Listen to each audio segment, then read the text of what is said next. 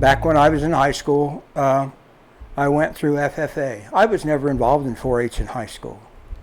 FFA or 4-H came when I married her.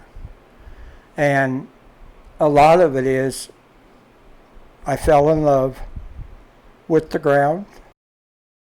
And I worked all through high school farming with my grandfather. He taught me the rules. And I went through FFA.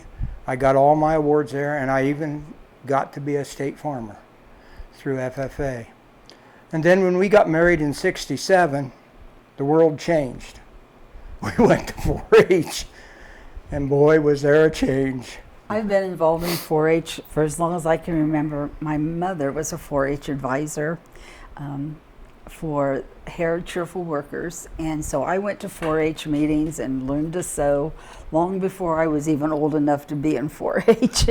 And at that time, the beginning project was making a tea towel, which no one would ever dream of doing today. So I was a 4-H member and then became a 4-H advisor, and we got married in 67, December. Clyde Ditto. Yep. No, Bob Core contacted Gary and wanted to know if he'd be interested in being a swine superintendent at the fair.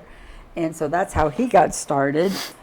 From there, we had 3 kids, and of course they became involved in 4-H and taking livestock projects and crop production and miscellaneous projects, and Kelly took sewing and cooking and showed hogs. And showed hogs. Greg showed hogs, Jeff showed hogs. And so it just became a family affair.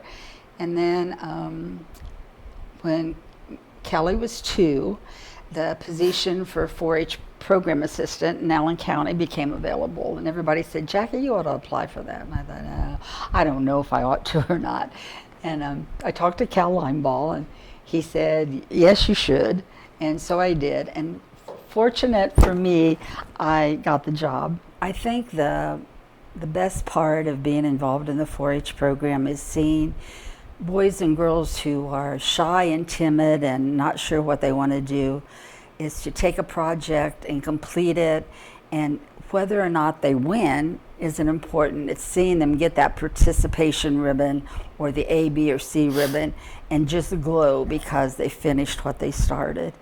And so if for whatever reason Gary and I had any doing with that, growth is a plus. It's been a gift to us, more so than they'll ever realize. When an individual comes up to you and says, "Thank you," that's important. And you often say, "Thank you for what?" "You helped me learn about what we're doing in our project and where it came from and how it handles and what the process is." And I think that's a big part, just the thank you. Doesn't have to be anything else, but thank you. You taught me. And running into someone at the fair and they'll say, "Do you remember me?" And you think, well, I ought to. I recognize the face, but I have to think for a second about names.